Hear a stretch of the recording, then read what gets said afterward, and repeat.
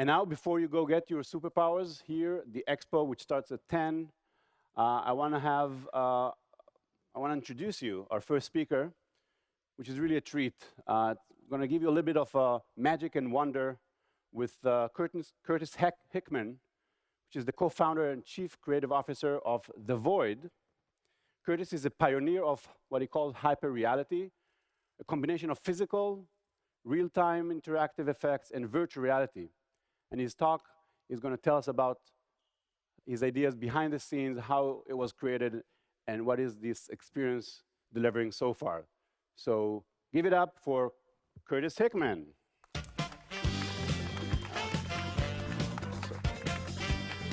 care of this. Thank you so much. Take it away. All right. Take these out. All right.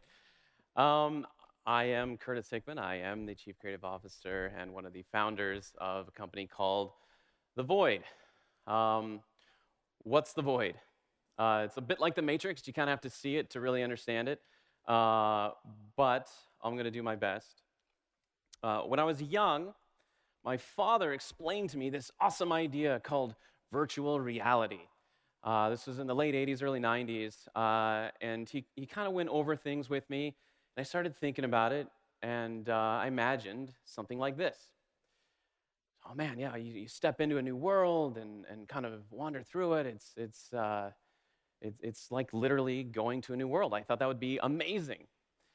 And then I tried it, and it was more like this. Sitting down at a computer, I had a headset on, was moving around the keyboard, things were a little blurry. Of course, the graphics back then especially were terrible. But it was exciting in that there was a glimpse of things to come. But it wasn't what I was expecting. It wasn't what I wanted. I wanted to reach out and touch what I saw. I wanted to participate in this reality that I was in. I wanted to be part of it, not just looking at it. And that's what The Void does. We create virtual reality that is so immersive that you really do feel like you're there and a part of it. You walk around in it untethered. You see a wall, you reach out, you can touch that wall. You see a fire, you reach out, that fire is hot. It's a world that you're in.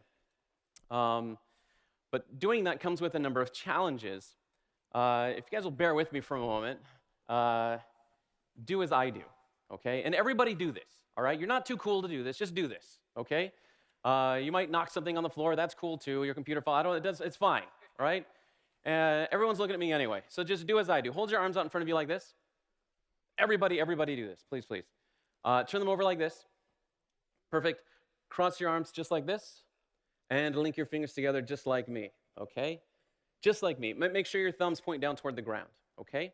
Then do as I do on the count of 3 without letting go. 1, 2, 3. Now go like this. There. Yeah. I'm also a magician, yeah? I designed things used by guys like David Copperfield, Chris Angel. I was heavily involved in the study of illusion design and magic theory. And what does any of that have to do with the void and with creating this illusion of reality? Well, I mean, everything, right? I call it virtual legerdemain. And it reminds me of when people talk to me about magic, which is really funny, being a magician. I tell people, hey, I do magic, and they're like, oh man, I saw the coolest magician one time, right? Like, that's the first thing they're trying to relate, I get it. So I saw the coolest magician one time. Oh, really? What did he do? Oh man, he got my wife on stage, and he put a lemon in her hands, and then the lemon disappeared. Like, they're describing this thing to me. But what they're describing to me isn't reality. They're describing their perception of what happened. Right? They're describing to me virtual reality. They're describing to me a situation that did not actually take place. But to them, it did. Oh man, that lemon just disappeared right from my hands. Of course that didn't happen. That's not possible. But that's what they believe did happen. And so by studying magic, we can learn a lot about virtual reality and what we should be doing to create more immersive experiences. The lifeblood of magic is misdirection. And the world thinks of misdirection like this. Hey, look over there. Ah, fooled you. In fact, if you look up dictionary definitions of misdirection, you will get these definitions. It's basically a distraction, right? Oh yeah, the magician distracted me, he did something, and then magic happened, right? But if you talk to a magician, he won't say the same thing, right? People, this is actually a great painting. I love this painting. This guy really is intent on watching this cup and ball routine in this kind of Renaissance period. Meanwhile, the guy behind him, of course, is stealing his purse. He's being very sneaky about it, too. He's looking up at the birds, you know what's going on, just take this. This is how people think of misdirection. Magicians, though, they don't define it like this. They define it like this. That which directs a spectator away from the method, and towards the effect. It's a very important distinction. Because if you're aware that we've distracted you, then you are aware of part of the method, and that's no good, right? You're not supposed to be aware of any of the method, any of the actual reality of how it happened. You're just supposed to be aware of the magic part, and that it happened. Another way to think of it is like this. Truth, reality, we guide your perception toward a lie or a fantasy, right? That guided perception, that's misdirection, right? People have reality, okay, of a situation. A magician, I make something float with strings, right? Then use misdirection to guide the perception away from the idea of strings, because that's what's actually happening, to this illusion of a magic floating ball that is floating by magical means, and there's no other explanation for it other than magic, and I don't know how it works. Virtual reality is the result of misdirection. So if that's true, and from a magician's point of view, it absolutely is, then it stands to reason that we should study and understand misdirection. So let's do that for a quick minute. There are two types of misdirection. There is physical misdirection, there is psychological misdirection. Physical misdirection, that's the inputs that we receive, how information is received. Psychological misdirection, that's how we process the information that we've received, how we think about it. Yeah? Let's start with physical misdirection. In VR, that's really easy. Yeah? That's the great thing. I mean, in magic, in the real world, that's hard. Yeah, you like, oh man, that has that floating, is the lighting right? Like, what are you doing to make sure that the illusion's complete, that the information the spectator is receiving is actually coming across as being impossible? That's like a challenge. In VR, it's the easiest thing in the world because you're controlling everything they see and hear. In the Void, we do that with these 7 components. There's the Rapture HMD, vest, backtop. There's global tracking, which goes into body tracking, wireless gloves, and extended peripherals. Many of these things we have implemented now. Some of them are still under development. If you were to go into the Void today, though, we'd put on a Rapture HMD. It has a visor that clicks down and takes you into VR. You have a Rapture vest on. It has 22 different points of contact of 5 different types of haptics, including audio transducers that are up on the chest for a variety of different effects. They are directional, so if you're hit from a certain angle in the Void, then you'll feel it from that direction at that type of impact with that type of pressure.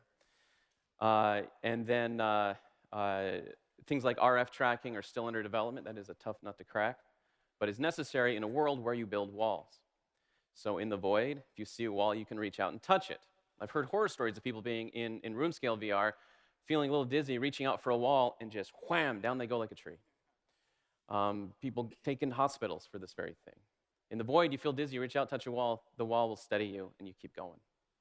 If you see a chair, you sit down in the chair. It's a physical world, but that comes with a pretty big challenge, because the other thing that we wanted to do was not have like chaperone walls in the Void, okay?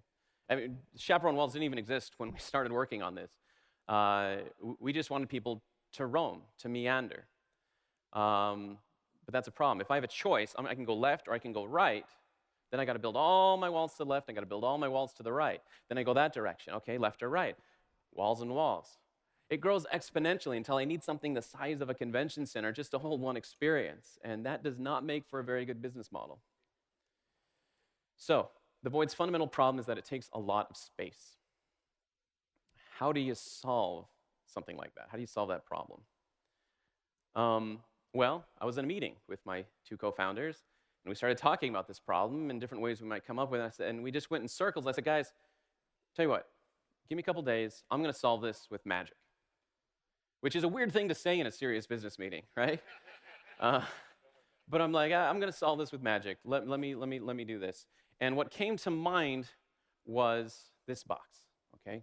What's in the box? What's in the box?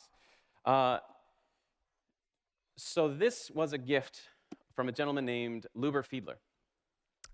He's a gentleman, I met him at a magic convention years ago. He's no longer with us. He was a brilliant magical inventor. And he sent me this. So it was kind of the funniest things. I opened it up, and inside of the box he sent me was a box.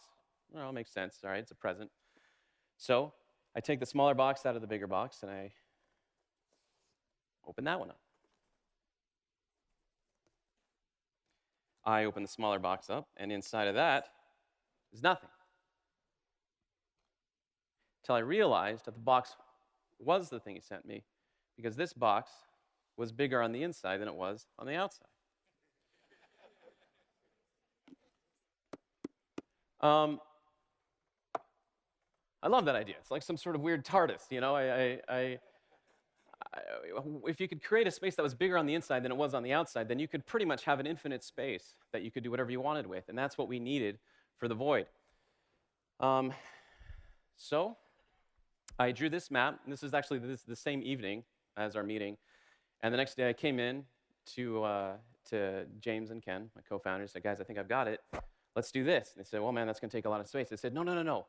All of this, keeping in mind that you can touch every wall still, and it'll feel exactly like it should, fits in to this.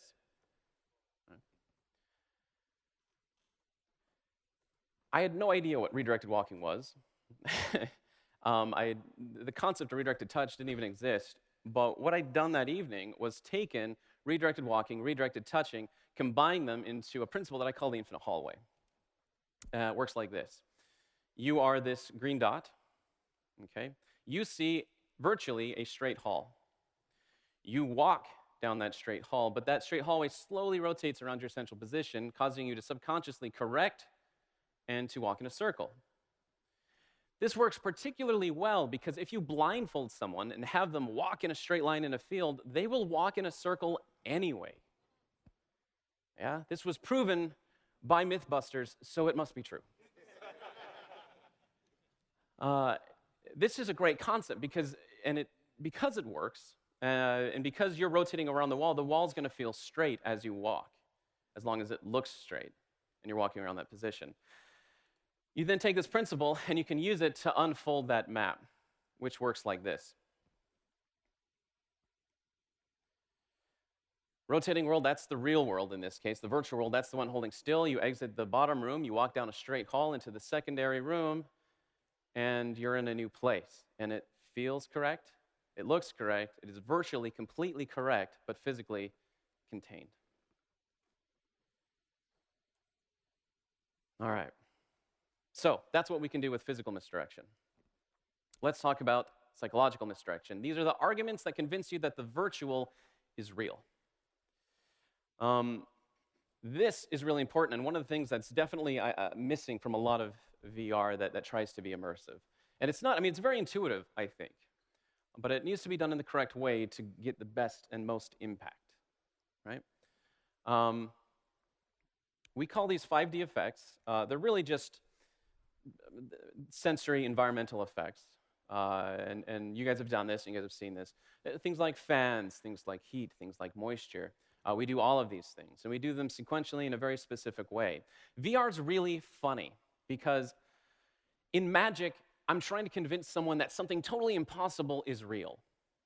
In VR, I need to convince people that stuff that's totally mundane is real, right? Somebody walks into a virtual room and they see a floating chicken. I don't know why chicken, but chicken. You got just floating up in the air. And they're going to be like, wow, floating chicken. That's impossible. And then they're going to look over here and they're going to see a soda can sitting on a table. And they go, soda can sitting on a table? Well, that's not possible. Because they're in VR, right? Nothing is there. It's all impossible. And so our first job is to convince people when they walk into the void that normal stuff is possible. So when you step into the void, for example, we went to TED. We brought this big TED experience of this sort of a temple thing. I had people walk in, and the first thing I have them do is sit down, which is ironic because I worked so hard to get people up on their feet. I have people sit down, though, because they walk into a room and they see a chair and they say, man, can I sit there? And they kind of test it out. And they have to trust that chair. It's going to support their entire weight. This digital object is going to hold them up. And they sit down and they are shocked. I mean, it's a chair. Wow! Amazing. This chair feels so real. And then they get up from that. And then there's a torch in the wall. And they look, they kind of, every time it's the same thing. They kind of look around like, is this going to work? And they reach out and they grab that torch. And whoa, the torch is real. Again, it's just normal, right? And I'm building them up. Okay, you can hold, stuff is here, objects are here, things are here. Then a brazier lights in the corner, and they can go and they can light their torch off of that. And they feel the heat from the fire, and like, oh, dude, the fire's hot. Yeah, fire's hot here, great. And then they move through the experience. They get to an elevator. That elevator lifts them up. Quick story, because I'm running out of time, but this elevator is fantastic. We went through a lot, and I won't have time to tell the whole story, but in essence, we use sound transducers and motors and mechanics and a number of illusionary sort of techniques to get people to really believe they're going somewhere when they're completely holding still. And it totally works. I'll never forget when we'd refine this thing, we brought somebody into the void that had never even really heard of VR before, and they walk out onto this, it's like a lift, and they put their hand on a pedestal that's off of the lift, and the pedestal, as they rise up, they can feel the pedestal go down, and they feel the transducer shaking the floor and the air and wind and everything affecting them. Anyway, and so we're just sort of watching this guy, and he gets to the top of the lift, and he shouts down at us. Hey, you guys coming up here with me? Should I keep going? You keep going? We're looking at each other like we didn't know what to do. So we're just like, yeah, keep going. You're good. He totally bought it. It was the best feeling in the world. Not everyone will or does because they have that they hold back, right? And they're like, well, I mean, of course I haven't gone anywhere. But the point is it shouldn't be their job to put themselves within those four walls, right? It's my job to get them to believe it. I shouldn't have to request that of them. I shouldn't have to request people to suspend their disbelief. To an extreme extent. They have to a little bit. There's nothing I can do about that. But I shouldn't ask too much of them. I want them to believe that they are in a new world. And all these effects add up to create these arguments to say that, yes, what you're seeing is happening to you, and you are there, and your mind buys into it. To the extent that people light that torch, they say, oh, man, that fire's hot. Then I see them walking along, and they'll feel like at the top of the torch, which is, flaming, and they're, oh, man, the torch is hot too. It's not. There's no heat on that torch. Right? But their brain just fills in those gaps and just says, yeah, if it's fire, it must be hot.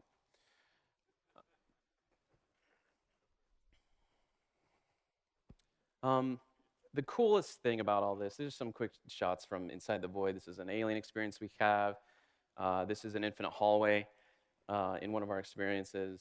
None of these are from any of our newest stuff, which is amazing. Because as equipment and technology gets better, the look of it keeps getting better, which I love. At the end of the TED experience, as people get more and more used to, hey, reality is real, reality is real, reality is real. I mean, I'm here. We have something completely impossible. We have this fractured star, we call it. It's this floating bunch of broken rocks that are kind of tumbling around each other in a plasma ball in the air. It's completely impossible. And as far as effects go, maybe there's something I could do, but there's really no way to represent this even in the physical world. It's just completely impossible. And you know what I see? I see people, there's like a chair kind of thing in the room. They'll climb up on it, and they'll climb up on the wall, and they'll try and reach out and touch this fractured star, which is crazy in a way. There's no way this thing should or could exist. But because people have been conditioned so much that the normal is real, that they start to believe that the impossible is real too. This also means that we can create really ethereal, sort of painterly things and have them be amazing because your mind accepts the world with which it's presented, especially if you give it the arguments to say that it is real. You, of course, can't do this in the home market, so we're going to build centers that can do this. Some are small, some are large. Our first experience will be in New York this July. It's Ghostbusters. It'll be in Times Square. You strap on a proton pack, you blast ghosts, and blow crap up. It is awesome. And it feels real. What can I say? I'm going to end with this. This is just a quick video. Maybe some of you have seen this. We put this up a little bit ago, but this is reactions to the void. In one of our experiences, there's some kind of crazy stuff that happens. It's a little bit scary. People buy into it because the void just feels so real. And the results are nothing short of magic. Holy cow.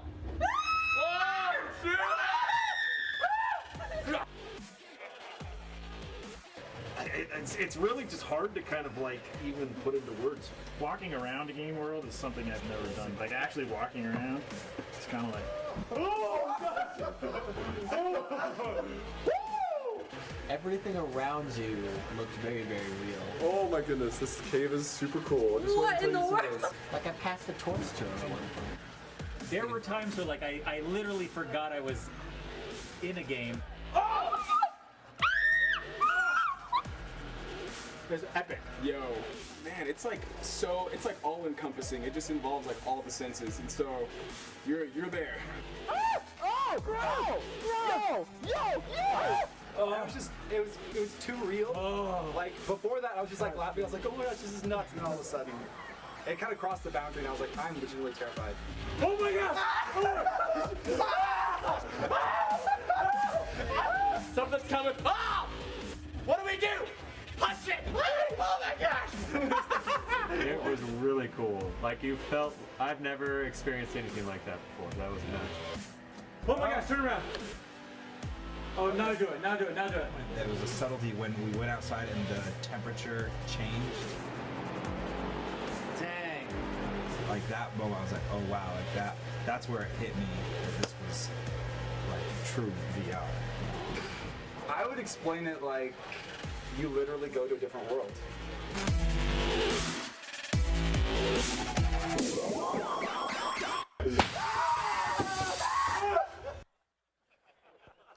Thanks, everybody.